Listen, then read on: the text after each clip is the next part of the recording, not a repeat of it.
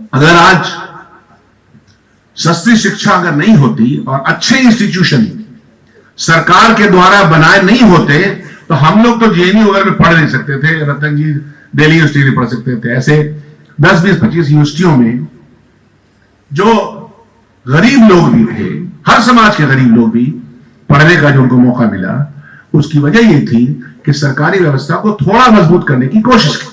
लाठी, डंडा, गोली और उसके ऊपर तुर्रा ये कि जाहिलियत। आप समझ रहे हैं ना जाहिलियत? तो जाहिलियत से भरी हुई सियासी जमात आपके इस यूनिवर्सल एजुकेशन में या नंबर ऑफ एजुकेशनिस्ट या बड़े पैमाने पे स्कूल, कॉलेज, यूनिवर्सिटी खुले जो सरकारी भी हो, एकदम से कम पैसे में हो, क्या यह मुमकिन है? शिक्षित लोगों ने भी प्रयास ये किया कि शिक्षा यूनिवर्सल नहीं बन पाए या शिक्षा में घालमेल हो। तो सिर्फ ये नहीं है कि कोई जाहिल मुख्यमंत्री है तो उसको तो समझ नहीं है, शिक्षित लोगों ने भी ऐसा ऐसा काम किया और बिहार का इतिहास बता रहे थे। ऐसी बात तो नहीं कि डिस्क्रिमिनेशन की कोई प्रक्रिया है कि जिससे बड़ी तादाद को शिक्षा से अलग कर दिया जाए, और इसका पूरा इतिहास भी है।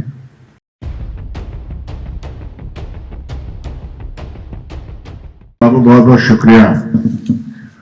इतने उदारवादी माहौल में, एकदम सर्वहारा माहौल में चाय भी नहीं पिलाई मनीष ने, कितना अच्छा कार्यक्रम हो रहा। लेकिन मुझे खुशी इस बात की है कि एक डाइवर्स ओपिनियन का ये प्लेटफॉर्म बना आज। मुझे खास तौर पे जेएनयू की हमारी स्टूडेंट फेलो ने बहुत अच्छी बातें कही और ऐसा लगा कि इस खराब माहौल में भी जेएनयू कुछ शम्मा रोशन तो करता ही है। सारा जिस्म है जख्मी, दर्द बेचारा परेशान कहां कहां से निकले, यही सूरत हाल है। मैं समझता हूं कि इसके बारे में सोचता भी हूं कि आखिर क्या कारण है कि देश में व्यापक पैमाने पे शिक्षा लोगों तक नहीं पहुंच सका, और क्या कारण है कि शिक्षा के संस्थान, इंस्टीट्यूशंस बड़े पैमाने पे नहीं बन सके। क्या कारण है कि हमारी प्रायोरिटीज में शिक्षक संस्थाओं की तादाद नहीं बढ़ सकी। फिर मैं गौर करता हूं तो ऐसा लगता है कि ये जो कोई ऐसी बात तो नहीं कि डिस्क्रिमिनेशन की कोई प्रक्रिया है कि जिससे बड़ी तादाद को शिक्षा से अलग कर दिया जाए, और इसका पूरा इतिहास भी है। तो इन केन प्रकार हिंदुस्तानी आबादी के तमाम लोग शिक्षित हो जाएं, बाशऊर हो जाएं, और वो अपने हक और अधिकार के लिए लड़ें, समझें, संघर्ष करें। ऐसा इसलिए नहीं हुआ कि ऐसा चाहा ही नहीं गया, और ऐसा इसलिए चाहा नहीं गया कि इससे फिर क्या होगा कि जो हमारा वर्चस्व है, जो हमारी हेजेमनी है, वो कमजोर हो जाए। क्या ऐसा तो नहीं है? मैं सोचता रहता हूं, आप लोग सब हिस्टोरियन हैं। मैं पूछ रहा था अभी अपने भाई से कि जब नालंदा यूनिवर्सिटी कायम थी तो उस जमाने में पढ़ने वाले समाज के किस किस वर्ग के लोग थे और कितनी तादाद में थे। तो अब एक रिसर्च उनको दिया है कि इसको जरा करके बताइए कि इतिहास में, खास तौर पे एंशिएंट टाइम में क्या सिचुएशन थी। एक और महत्वपूर्ण बात यहां पे हुई, हम जानते तो थे ही, इंस्टीट्यूट को मैं मुबारकबाद देता हूं कि आपने होस्ट भी किया, और आपने हम लोग को इतना धोया है, इतना एक्सपोज किया है, बाप रे बाप, भयानक एक्सपोज कर दिया। और शिक्षित लोग भी, ये ऐसा नहीं है कि दिल में जब हुक होता है, शिक्षित लोग ने भी, जो आपने आजादी के फौरन बाद की बात कही है, शिक्षित लोगों ने भी प्रयास ये किया कि शिक्षा यूनिवर्सल नहीं बन पाए या शिक्षा में घालमेल हो।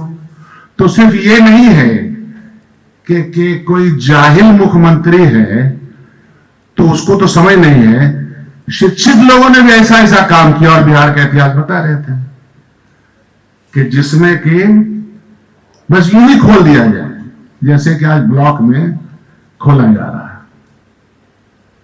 तो ये एक सोच है जिसको हमको सोचना चाहिए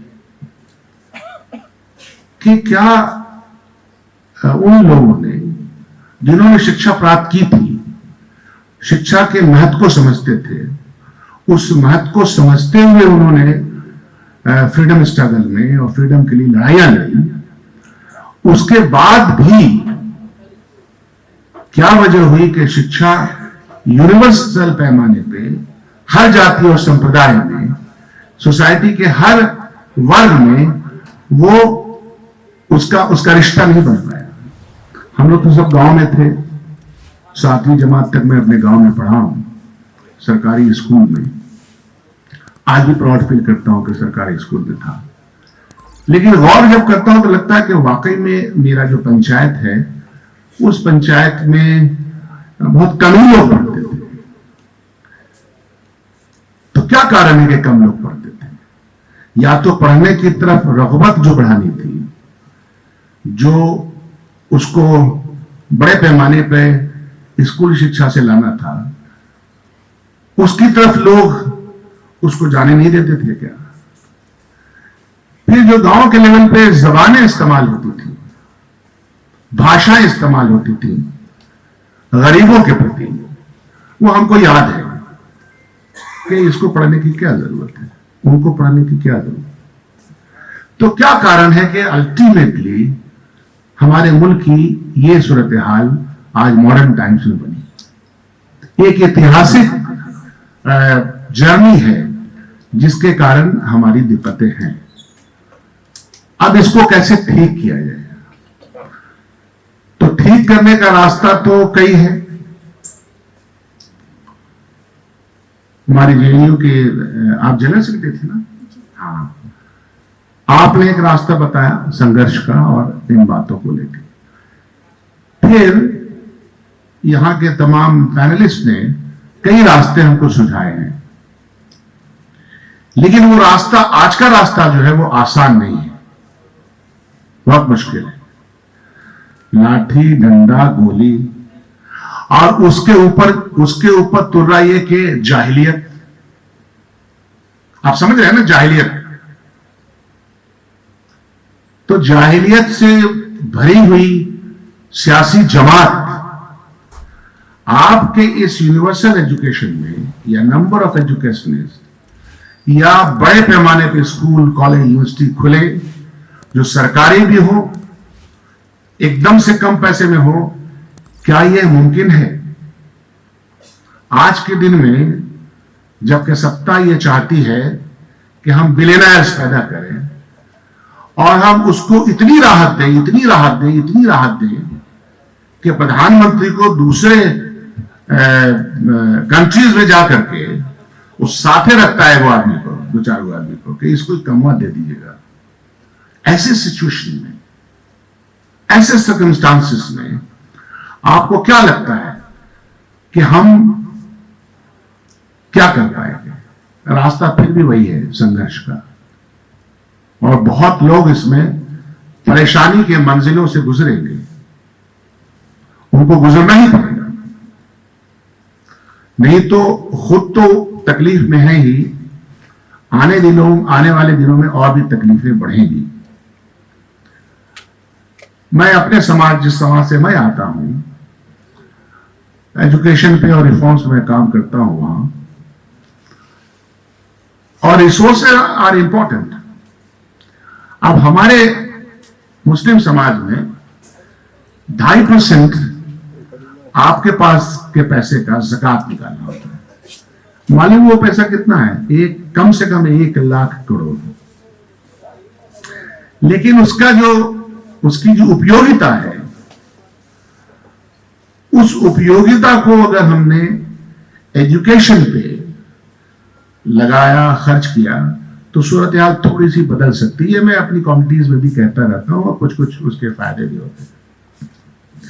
फिर दूसरा है कि समाज में बहुत सारे ऐसे लोग होते हैं, हर जमाने में हुए हैं, जो फिलैंथ्रोपिस्ट होते हैं, जो अमीर तरीन होते हैं। तो जो अमीर तरीन लोग हैं वो गरीब तरीन लोगों के लिए क्या करेंगे? यह एक सवाल है बड़ा सा। और बहुत सारे लोग हैं जो ऐसा करते हैं, फिर एजुकेशन देते हैं, लेकिन उससे काम तो चलता नहीं। ये सिर्फ मैं आपके थॉट प्रोवोकिंग के लिए बात करता हूं। दूसरा एक शिफ्ट जो आया, चाय भी आ गई, क्या बात, मनीष बाबू जिंदाबाद।